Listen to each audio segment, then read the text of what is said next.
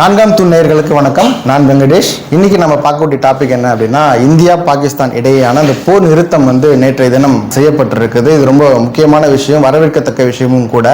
இந்தியாவுக்கும் பாகிஸ்தானுக்கும் இடையேயான அந்த போர் 7ஆம் தேதி இரவு 1 மணிக்கு தொடங்கி நேற்றைய தினம் 5 மணிக்கு 10ஆம் தேதி 5 மணியுடன் நிறைவடைந்திருக்கிறது. இது உள்ளபடியே வரவேற்க வேண்டிய விஷயம். இந்த போர் எங்க தொடங்குச்சு அப்படின்ற விஷயத்தையும், இந்த போர்னால யாருக்கு ஆதாயம் இல்லை, ஏன் இந்த போர் தொடங்குச்சு அப்படின்ற பல்வேறு விஷயங்களையும் இந்த வீடியோவில் நம்ம பார்க்க போகிறோம். ஸோ வீடியோக்குள்ளே போகலாம். ஏப்ரல் 22ஆம் தேதி ஜம்மு காஷ்மீர் பகுதியில் பஹல்காம் அப்படின்ற இடத்துல டூரிஸ்ட் பயணிகள் 26 பேர் மீது பயங்கரவாதிகள் நடத்திய அந்த தாக்குதல் அடிப்படையில் தான் இந்த போர் தொடங்குச்சு அப்படின்றத முதல் கட்டமாக நம்ம பார்த்துருந்தோம். பயங்கரவாதிகள் டூரிசம் போன அந்த சாதாரண மக்கள் மீது இந்த தாக்குதல் நடத்தியிருக்காங்க. ஒரு தாக்குதல் நடக்குது அப்படின்னா, ஒரு அரசாங்கத்தின் மீது இல்லை ராணுவத்தின் மீது தாக்குதல் நடக்குது அப்படின்னா, அதற்கு ராணுவ ரீதியாக நம்ம நடவடிக்கை எடுக்கலாம், இல்லை அதுக்கேற்ற மாதிரி தற்காக்கிறதுக்கான வாய்ப்புகள்லாம் இருக்கு. ஆனால் சாமானிய மக்கள் எந்த விதமான இதுவும் இல்லாம ஒரு நிராயுதபாணியா இருக்கக்கூடிய மக்கள் மீது பயங்கரவாதிகள் அப்படி ஒரு அத்துமீறல் தாக்குதல் நடத்தியிருக்காங்க அப்படின்றது இந்தியா முழுக்கவே ஒரு பெரிய கண்டனத்தை வலுத்தது அப்படின்றது நம்ம பார்த்திருந்தோம். அந்த அடிப்படையில் இந்திய பிரதமர் மோடி அவர்கள் ஒரு அறிவிப்பை கொடுத்திருந்தாரு. இந்த தாக்குதல் நடத்தினவங்க எங்க இருந்தாலும், இந்த உலகத்தில் எந்த மூலையில் இருந்தாலும் அவங்களை தேடி கண்டுபிடிச்சு அவங்களுக்கான நீதி கொடுக்கப்படும் அப்படின்னு சொல்லி ஒரு அறிவிப்பு கொடுத்திருந்தாரு. ஏப்ரல் 22ஆம் தேதி நடந்த அந்த சம்பவத்தில் 26 பேர் கொல்லப்பட்டிருக்காங்க. அதுல 25 பேர் இந்தியர்கள், ஒருவர் நேபாளி அப்படின்ற அடிப்படையில் இந்த பயங்கரவாதிகள் தாக்குதல் நடந்திருந்தது. இதை தொடர்ந்து இந்தியா முழுக்க ஒரு கேள்வி இருந்தது. பாகிஸ்தான் தரப்புல இது நாங்க செய்யல, இது பயங்கரவாதி எங்களுடைய நாட்டிலிருந்து செய்யல அப்படின்னு ஒரு மறுப்பு கொடுத்திருந்தாங்க. விட இந்தியா தொடர்ந்து பாகிஸ்தான்ல இருந்து தான் இது நடந்திருக்கு, அங்கதான் இதுக்கான டிஸ்கஷன் நடந்துச்சு அப்படின்ற பல்வேறு விஷயங்கள் சொல்லி ஒரு விஷயங்கள் போயிட்டு இருக்கும் போது, முதல் கட்டமா இந்தியா இது என்ன பண்றாங்க அப்படின்னா, பொருளாதார ரீதியா பாகிஸ்தான் முடக்கணும் அப்படின்னு சொல்லிட்டு முதல் கட்டமா சிந்து நதி ஒப்பந்தத்தை கேன்சல் பண்றாங்க. அதுக்கப்புறமா பாகிஸ்தான் வான்வெளி போக்குவரத்தை ரத்து பண்றாங்க. இந்த மாதிரி ராஜாங்க ரீதியா நடவடிக்கை இந்திய தரப்புல இருந்து எடுத்துட்டு இருந்த அந்த சூழ்நிலையில மே 7ஆம் தேதி நள்ளிரவு 1 மணிக்கு இந்திய ராணுவம் சைட்ல இருந்து ஒரு வீடியோ வெளியிடுறாங்க. நீங்க எங்க இருந்தாலும் உங்களை தேடி வருவோம், உங்களுக்கான நீதியை கொடுப்போம் அப்படின்ற ஒரு வீடியோ காணொலியை இந்திய ராணுவம் வெளியிடுறாங்க. வெளியிட்ட சில மணி நேரத்துல பாகிஸ்தான்ல 9 இடங்கள்ல சொல்லி வச்ச மாதிரி அட்டாக் நடக்குது. சரியா துல்லியமா குறி வச்சு எந்தெந்த இடங்கள்ல எந்தெந்த தீவிரவாத அமைப்புகள் இருந்தாலோ அந்தந்த பகுதிகளில் 9 இடங்களை குறி வச்சு இந்திய ராணுவம் ஒரு தாக்குதல், ஒரு சர்ஜிக்கல் ஸ்ட்ரைக்கை நடத்துறாங்க. அந்த ஸ்ட்ரைக்கின் அடிப்படையில் ஒரு பாகிஸ்தான்ல இருக்கக்கூடிய அந்த தீவிரவாத முகாம்கள் தான் தகர்த்தெறியப்படுகிறது. இது ஒரு பழி வாங்கும் நடவடிக்கை. அதாவது பழி வாங்குவதுன்னு சொல்றதை விட இந்தியாவுக்கு நடந்த ஒரு அநீதி, அதாவது எதிர்பாராத விதமா சாமானிய மக்கள் மீது நடத்தப்பட்ட தாக்குதலுக்கு எதிராக, பயங்கரவாதத்துக்கு எதிரான ஒரு நடவடிக்கை தான் இந்தியா பாகிஸ்தான் மேல தொடுத்திருந்தாங்க. அந்த நடவடிக்கைக்கு பாகிஸ்தான் என்ன சொல்றாங்க அப்படின்னு, நாங்க இதுக்கு பொறுப்பு கிடையாது, அந்த பஹல்காம் தாக்குதலுக்கும் எங்களுக்கும் சம்பந்தம் கிடையாது அப்படின்னு தொடர்ச்சியா அதை மறுத்துட்டு வந்திருந்தாலுமே கூட அதற்கான ஆதாரங்கள் இந்திய ராணுவத்திடம் இருப்பதாகவும், பஹல்காம் தாக்குதலுக்கான டிஸ்கஷன் எல்லாம் அந்த இடங்கள்ல தான் நடந்துச்சு அப்படின்ற பல்வேறு விஷயங்களையும் சொல்லப்பட்டு, அது 9 இடங்கள்ல துல்லியமா குறி வச்சு இந்திய ராணுவம் பாகிஸ்தானுக்கு உள்ள போய் இந்த தாக்குதல் அட்டாக்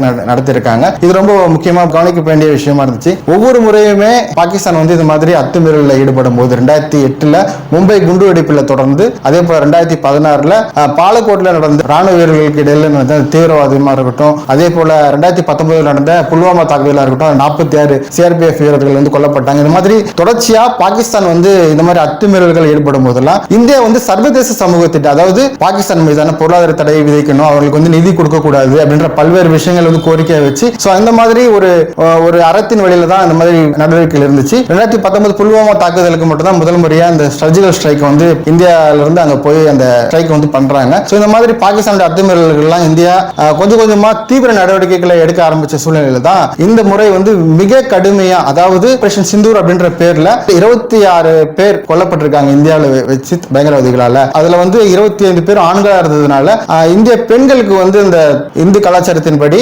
பொட்டு வைப்பாங்க. அதாவது கணவன் இறந்துட்டா பொட்டு அளிக்கணும் அப்படின்ற ஒரு முறை பின்பற்றப்படுது. அந்த முறையின்படி இந்தியாவில் சிந்தூர் ஆபரேஷன், சிந்தூர்னா பொட்டு, குங்கும பொட்டுன்றதுதான் பொருளா இருக்கும். அந்த அடிப்படையில் அந்த பேரை வச்சு 9 இடங்கள்ல பாகிஸ்தான்ல இருக்கக்கூடிய பயங்கரவாதி முகாம்கள்ல இந்த தாக்குதலை இந்தியா நடத்துறாங்க. இதுக்கு பாகிஸ்தான் எதிர்வினை ஆற்றுவாங்க அப்படின்னு எதிர்பார்த்தாங்க. எதிர்பார்த்த விதம் தான். ஆனா பாகிஸ்தான் எந்த மாதிரி எதிர்வினை ஆடுறாங்க அப்படின்னா, ராணுவத்தோட மோதணும். இப்போ வந்து ஒரு ராணுவத்தோட மோதலாம், சாமானிய மக்கள் மீது வந்து மோதுறது வந்து எந்த மாதிரியான விஷயம் அப்படின்றது ஒரு கேள்விக்குறியா இருக்கு. தொடர்ச்சியா வந்து இந்த ஜம்மு காஷ்மீர் பகுதியா இருக்கட்டும், ராஜஸ்தான், குஜராத், இந்த மாதிரி எல்லை பகுதிகள், எல்லை ஒட்டிய பகுதிகளில் வந்து இந்த ட்ரோன் மூலியமா தாக்குறது, துப்பாக்கி மூலியமா தாக்குறது, ஏவுகணைகளை வந்து இது பண்றதுன்னு ஒரு அத்துமீறிய ஒரு செயலில் வந்து பாகிஸ்தான் வந்து தொடர்ச்சியாக ஈடுபட்டு இருந்தது. அதற்கு இந்திய ராணுவம் வந்து தக்க பதிலடிகளை வந்து கொடுத்து அவங்களுடைய பாகிஸ்தானுடைய அத்துமீறல்கள் எல்லாமே வந்து முறியடிக்கப்பட்டது அப்படின்றதுதான் இது வரைக்கும் நடந்த விஷயம். இந்த சூழ்நிலையில இந்தியாவுக்கும் பாகிஸ்தானுக்குமான அந்த போர் வந்து ஒரு லாங் பீரியட், அதாவது வந்து நீண்ட நாள் போரா அப்படி மாறும் பட்சத்தில்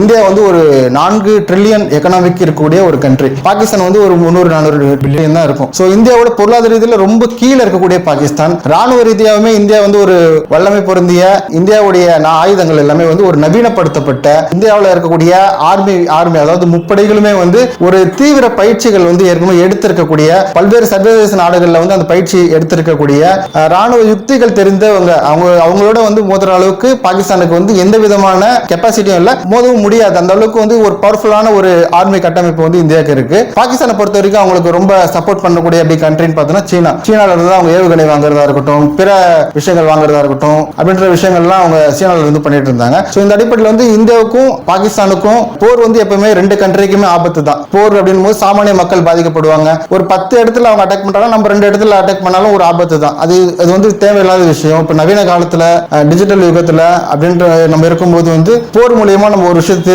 தேர்வு பண்ண முடியாது. ஏன்னா அடிவதை நோக்கி தான் கொண்டு போக வேண்டி கடைசியில் எண்ட் ஆஃப் தி டே வந்து பேச்சுவார்த்தையில தான் அந்த விஷயத்தை வந்து க்ளோஸ் பண்ணணும். டேபிள்ல நடக்கிற நெகோசியேஷன் மூலமா தான் ஒரு விஷயத்தை க்ளோஸ் பண்ண முடியும். பண்டைய காலம் மாதிரி ராஜா போய் ஒரு இடத்துல அட்டாக் பண்ணி அந்த இடத்துல கொடி நாட்டி அந்த இடத்த எல்லையை வந்து பிடிக்கிற மாதிரி நவீன காலத்துல நம்ம பண்ண முடியாது. ரெண்டுமே வந்து நியூக்ளியர் கண்ட்ரி. இந்தியாவும் பாகிஸ்தானும் நியூக்ளியர் ஆயுதங்கள், அதுவும் அணு ஆயுதங்களை வைத்திருக்கக்கூடிய ஒரு கண்ட்ரி. அப்படின்னும் போது இந்த 2 கண்ட்ரிக்குள்ளும் வரக்கூடிய அந்த போர் அப்படின்றது ஒரு மிகப்பெரிய ஆபத்து உலகம் முழுக்க ஏற்படுத்தும். ஒரு பெரிய நெருக்கடியை வந்து உலகத்துக்கு கொடுக்கும்.